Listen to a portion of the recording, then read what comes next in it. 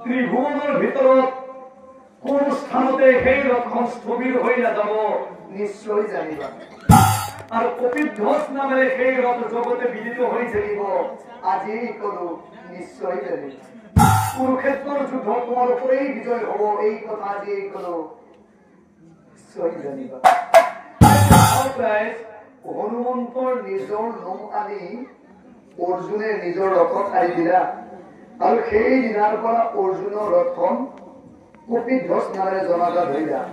copy মানে হৈছে বান্দৰ ধ্বজ মানে হৈছে পতাকা বান্দৰৰ নিজৰ নোম লৈ গৈ অৰ্জুনে ৰথত আনি দিছিল আৰু সেই কাৰণে সেই অৰ্জুনৰ কপিধ্বজ ৰথ কোনো স্থানত স্থবিৰ হৈ যোৱা নাছিল চাও কনক পৰ্বত হৈ পাৰ্থ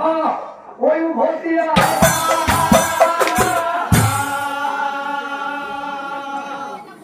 ওম কৰে ক্ৰোধ আছে